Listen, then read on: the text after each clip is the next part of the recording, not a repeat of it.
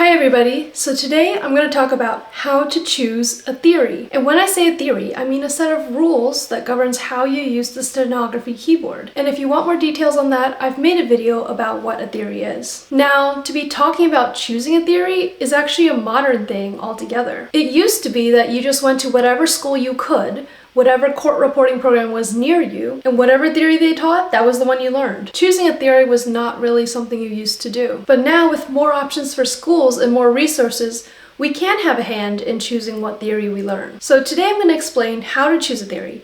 And if you're just exploring Steno and wanting to try this out for free, I'll also go into detail about the free theories that you can access at no cost. So to begin with, let's keep in mind that Steno is the intersection of physical difficulty, meaning with your fingers, your dexterity, and the speed of your fingers, mental difficulty, which is how hard it is to remember it and how fast it takes for you to recall something, and strokes per word, which is a measure of how short a theory is. The combination of the physical and mental difficulty create a speed at which you can output strokes, and the strokes per word determines how many words per minute you're going to be able to achieve with that speed. Roughly speaking, physical difficulty is generally similar for everybody. Some people may find it more difficult to move their fingers in a certain way or move them in a certain rate, but after enough training and practice, I believe that everyone should have about a similar amount of physical ability. So what I think it comes down to when you're choosing a theory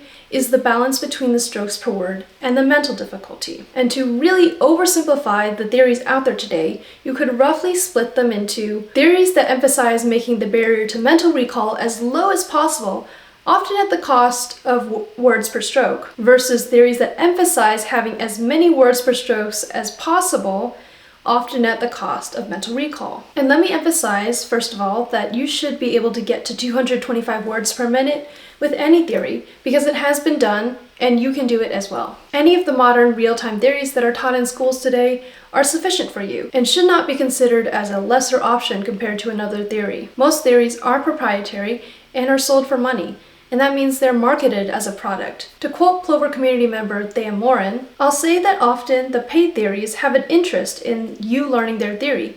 Selling the dictionary and learning materials is part of their livelihood. There's nothing wrong with that, but keep it in mind when you read their claims, as they are a form of marketing. And that is definitely something I've seen, where theories claim to have certain features that are better than others, and so I would prioritize other aspects of picking a school over picking a theory. But I know that's not what you're here for. You're here to learn how to pick a theory. So let me get into it. First, let's start with StenEd. And this is a very widely and popularly taught theory, and I would say overall it's pretty intuitive. It follows all the sound rules, it's got prefixes and suffixes, and it's got ways to deal with word boundary conflicts. I can't personally tell you much about StenEd because I have not read a StenEd book and I have not learned StenEd myself, but as I understand it, it's closer to the low mental effort side, where it emphasizes having write-outs that are easy to recall based on easy rules. Conversely, as far as I understand, out of the box, StenEd doesn't have a high emphasis on briefs. So many really successful StenEd students mention putting a lot of effort in to shorten their writing, and I personally think that's a great way to go about things. If you start with a good write-out base and add briefs on top and shorten it up, that's a great way to build speed and get to your goals. The next theory I'm going to mention is Phoenix. And Phoenix is similar to StenEd in that it emphasizes low mental effort. It does have some quirks that make it different, especially the part where Phoenix emphasizes phonetics over anything else. So to give you some examples, in StenEd you would write bird, B-I-R-D, and that makes sense because that's how it goes. But Phoenix insists that bird has a ooh sound, it has a U, so it should actually be spelled in Phoenix, B-U-R-D. If that makes sense to you because that's how it sounds, and you struggle a little with spelling and remembering every single letter in a word, Phoenix might play to your strengths. But if you have no problem accepting quirks like that in StenEd, such as the word pole, it sounds more like a O, like a long O sound, but it's spelled P-O-L with a short O, so it should be Paul. If you have trouble accepting that, it may take you a little longer to get used to StenEd.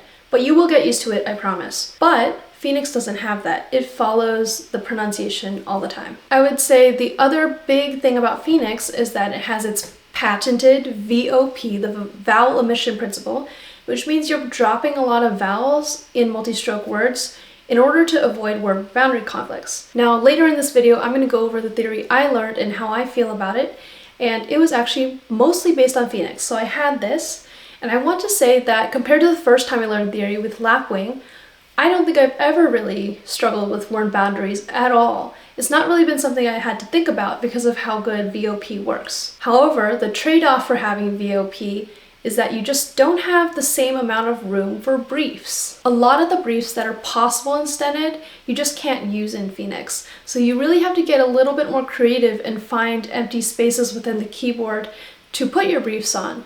I promise they're there, it's just a lot harder to figure out where you want to brief things than it is in StenEd. Alright, and the last theory I'm going to go over in this video is Magnum.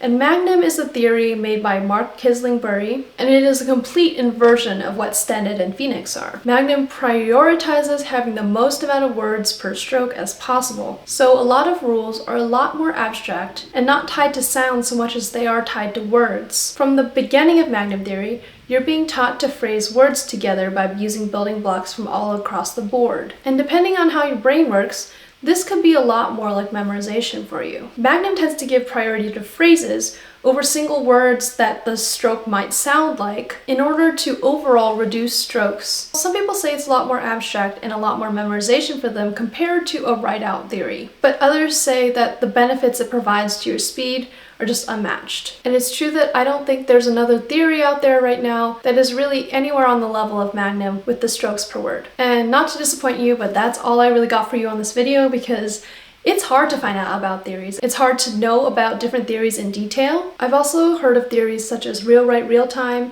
and EV360, which I don't know if that's like a StenEd based theory, and StarTran, which I think is a little bit older now, still being taught in schools. I would say if you want to go to school with one of those theories, just look it up. Just research, find a student who goes there and ask them how they like the theory and how it's working for them. If you want a more side-by-side comparison of the different theories out there, there is a spreadsheet made by Plover community member Jen, and she is in possession of many different theory books and is able to look into them and understand the differences between them. Although the spreadsheet is really incomplete, it gives you a good start on how they are similar or aren't similar. As I mentioned before, I think you'll have no problem no matter which way you go. And especially if you haven't started learning Steno yet, all this might sound a little foreign to you, and that's because you haven't gotten your toes wet yet. And you really should just try Steno, try it out the first few pieces, take the first few steps into theory, because a lot of them start the same way. And if you find that something's not working for you,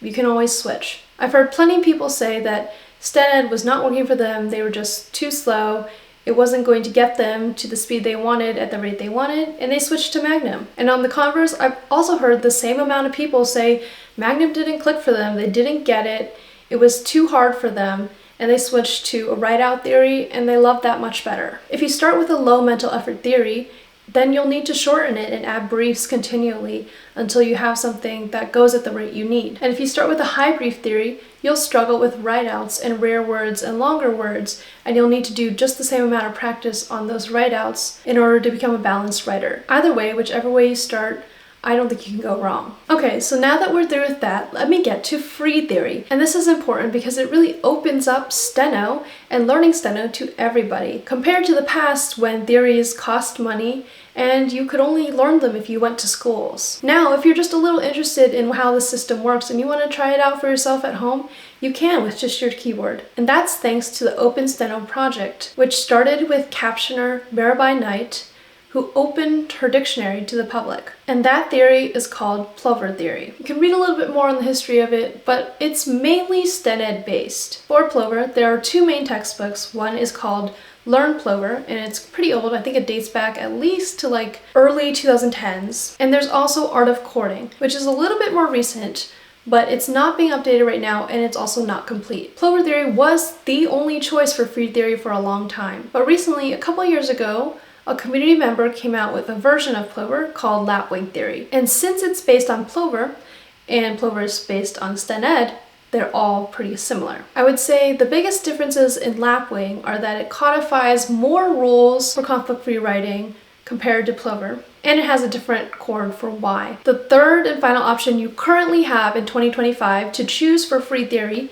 is Platinum theory. And this is a theory that was taught in a school that closed down a few years ago. And when they closed down, they decided to release all their materials to the public for free. So you can download PDFs for the Platinum lessons, and Platinum has an accompanying video series on YouTube, complete with theory lessons and speed building classes. Now, if you're a hobbyist, or you're just trying this for the first time and you want to try what's free, what should you choose? Plover, Lapwing, or Platinum? The short answer, my opinion, my advice, is pick Lapwing.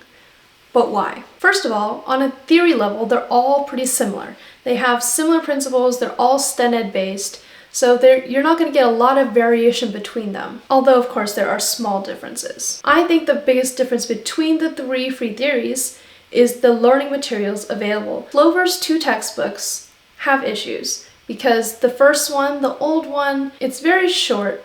It fails to cover certain topics, and I would say doesn't provide you enough practice to learn everything it's teaching at the rate it teaches you. Learn Plover is also for critical thinkers and for people who really are down to think about every decision they're making with Steno. If you don't have the knack for figuring things out yourself, or if you just want things just straight fed to you, Learn Plover is not for you. The art of chording, I would say, is a lot better. It's a little bit wordy, but it really does explain everything you do want to know. The biggest problem with the art of chording is that it's incomplete. It's not done. It kind of ends in the middle, and you're left on your own to finish figuring out Plover. Again, if you are a big thinker, there's no problem with that. You're going to have a great time. Platinum, on the other hand, is originally from a court reporting school. So, like most theories you're going to find in court reporting schools, including StenEd, Phoenix, Magnum, etc., they're going to have an emphasis on things you need for court reporting. That includes phrases that are really frequent in testimony, briefs that you would use in a courtroom, rules such as we will never use an exclamation mark, and we will never write all right like this, but we will write it like this. If that doesn't tickle your fancy and you would rather learn how to use your keyboard to type arrow keys on the keyboard, or Control-C, Control-V, and type BRB, LOL, skibbity toilet, etc., you won't find that by default you're equipped for general computer use. However, the positives about Platinum's learning materials is that, first of all, there are video lessons. So if you need videos, if you need someone talking to you, this might be a positive for you on Platinum. And it also has organized lessons, and I think it really does a good job of incorporating important phrases from the very beginning and get you writing right away. Now, the reason I would recommend Lapwing is because I think, compared to Plover, it has a very organized textbook. So it's easy to follow, and it really lays things out for you and helps you progress through learning each step of theory. When I learned Lapwing, I found it really easy to follow and really organized, and I really appreciated how the book was laid out. I also enjoyed that Lapwing was really geared for general computer use. So overall, I would say the biggest difference between the 3 is their learning materials, and I personally recommend and prefer Lapwing's learning materials. The other smaller difference between the 3 is their dictionaries. And this will be something that's really hard to understand if you've never tried Steno yet and you've never tried it before. But Plover is basically the dictionary of a professional stenographer, and that means it includes many ways to write certain words. And as a beginner, if you use the dictionary as a form of confirming what you're learning in theory, looking at the Plover dictionary can be a little confusing because there are misstrokes and so on in there that aren't following the theory. Platinum as well, I've heard that the dictionary they give you has some inconsistencies that don't match with what is taught in the theory, and there are some things you need to fix, and it's just overall a lot of work to get it to where you want it to be. And I personally think there's no big problem with that. I do that a lot in my theory at my school. I'm constantly mashing the dictionary into shape. But if you don't want any of that headache, Lapwing has a very clean beginner dictionary. It really has entries that really only follow the rules, and I think that makes it ideal for someone just starting out with Steno. So, as a summary for all of this, choosing a theory is mostly based on whether you want a challenge with memorization and abstract shapes, or if you would like to start with a slower, clunkier base that you'll eventually have to shorten and shorten and shorten down until you've got the theory you want. Within the subcategory of free theories, they're all derived from StenEd, so they're all structurally similar, and it doesn't really matter which one you pick. Overall, except for, I would say, probably Magnum, every theory starts with the same beginning. You learn the letters, you learn the sounds, you start putting them together into words, and then you start putting those single syllables into longer words, and it goes on from there. There are minute differences in which sounds are assigned to which keys, and on the basic level, many theories are not that different from each other. I personally believe that you can get to 225 with any of them because it has been done, and it's really a matter of picking one, putting your head down, and putting in the practice. And if you find that a theory is really not working for you, you can switch. There's no problem with doing so. In fact, starting over for the second time means you have that much experience in knowing what you want to look for in your new theory. And even though you may be learning one theory, you can always draw principles from other theories and bring them into yours. So now I wanted to talk about how my theory went, because I just finished Realtime Theory 3 at my college recently, and that was the end of our theory rules. So they told us you can write all English now. And although right now I'm in Realtime Theory 4, we're not learning new rules, they're just kind of dumping a lot of briefs and phrases on us and transitioning us a little bit more into speed building. Like I mentioned before, my theory is mainly based on Phoenix. It has those principles of being completely phonetic where possible, using the vowel omission principle, and overall I would say I like it. In the beginning there was a lot of memorization for the homophones, but after a while it stopped, and it made me realize, wow, is that really all the memorization there is? Because if that's it, that's a lot better than I could have hoped for. In every single theory, you're going to have to do a little bit of conflict disambiguation for homophones, but I really think that my theory got pretty close with reducing it to a pretty manageable amount of memorization. They also gave us some options compared to default Phoenix. For example, I believe in default Phoenix, every short O is AU, whereas our program gave us the option to use O for short O if we wanted versus AU if we wanted. I went with short O because it just makes more sense to me. And Phoenix theory also uses asterisk in every phrase. And our theory said you can choose to put asterisk in every phrase and you cannot if you don't want to.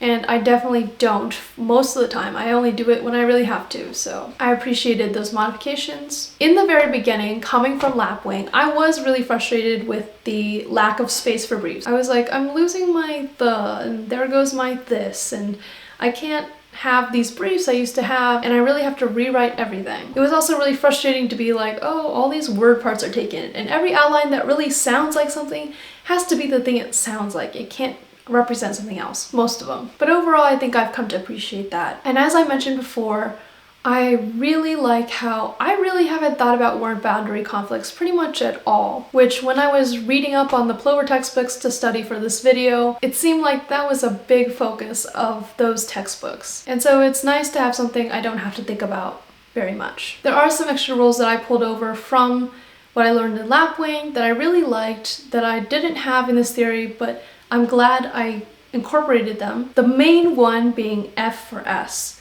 And this is something that my theory just didn't teach us, but is something that I really rely on in pretty much every situation it can be used. I use FT for ST in pretty much every situation except for like list and lift and loft and lost. The other rule I pulled over was using STK for dis, but also for disc and dist, which I learned studying up for this video that originally came from Magnum, because a lot of people use STK for dis, but not also for disc and dist, which is something that I find really advantageous, and that rule has always come really easily to me ever since Lapwing, so I really love that rule. And a lot of other small ones, such as like CR for soft C when there's a conflict, and using asterisk LG for elk, LK sound, which is just something I got stuck on from Lapwing, so it's just come over because they didn't have a rule for that one in my theory. And the other two big modifications I've really made with this theory is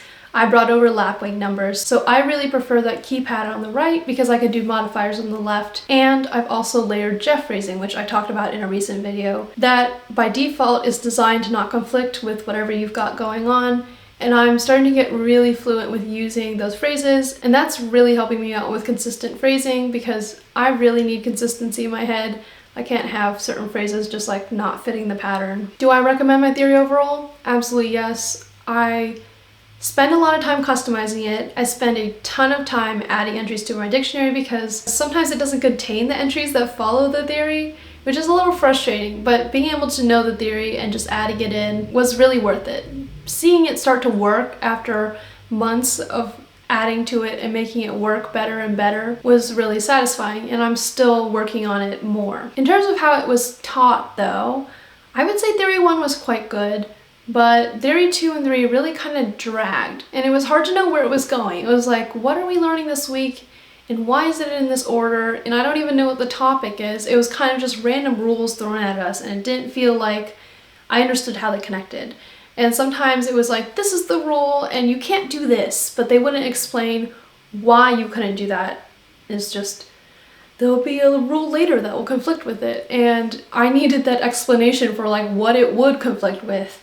And I think having that understanding for me personally would help me learn better. There's also the complication of it having been 5 half semesters, theory in total, including Theory 4. And I think the pace could have been a little quicker.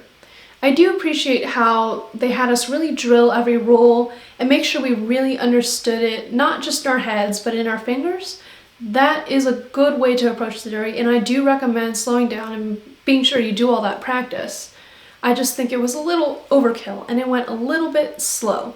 So I wish it could have been shorter. That being said, it's worth it if you're not in a hurry. I'm kind of in a hurry, a self-imposed hurry, whatever. Overall, I'm really excited for speed building and seeing where this will take me.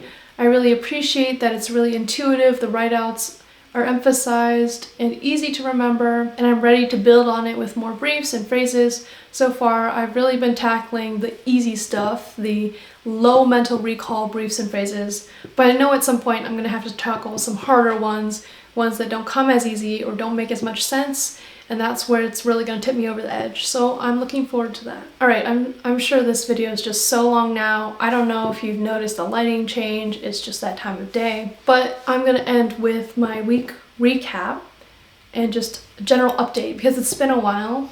I haven't posted in a while. I was cooking this one for a while. I don't know if you can tell. Like, I even bought textbooks to find out what was in them. Now that I'm in Theory 4, they basically switched up the entire practice routine on us, and they finally gave us so much audio. There's like a lot to practice to now, and I have no trouble filling up all the time. I don't feel like I'm like just padding hours just to reach a certain number of hours anymore. That being said, they have like all these other random requirements that you have to meet in your routine, which is completely different than how they did it in Theory 3. So it's been a bit of a transition. However, I really want to take it seriously and try to get faster because I haven't passed a new test for months. Like, I was doing the sheet, they have us doing a speed test reporting sheet, and I was filling in the dates, and the last time I passed a new speed for something was in July. So it's been a while now.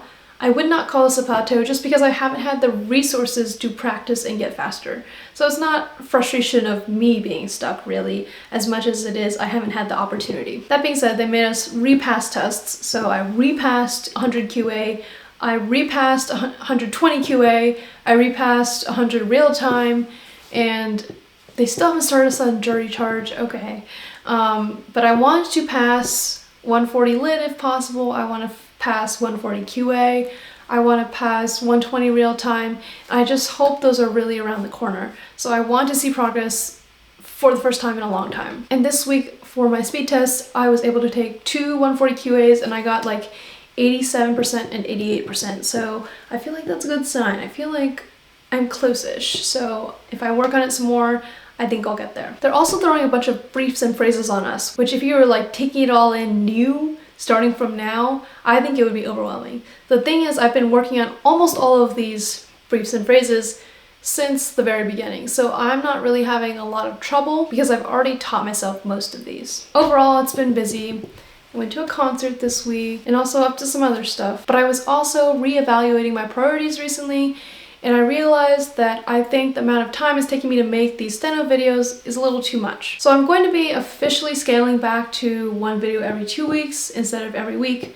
Not that I have been doing them every week for the last like few months. As always, I still have a lot of videos simmering on the back burner ready for me to make, but it's just going to take a lot of effort and time, and I do want to be able to scale back on this so I'm able to focus on a couple of other projects. So don't expect super frequent uploads from me from now on, but I do want to keep it consistent because, again, I'm surprised to have viewers, but this is all for me because I want to be able to record my journey through school and understand what it takes to get through the whole thing. Also, a really exciting sports weekend, so World Series Game 7 tonight, and it'll probably be over by the time this video is up. The NASCAR Championship is tomorrow. We're really hoping Denny finally takes home a good, solid championship trophy. T1 is doing the silly thing again where they're like trying to qualify for Worlds tonight. So there's just a lot to watch and a lot to enjoy and root for, so I'm looking forward to the rest of my weekend. And I'll see you the next time I post a video.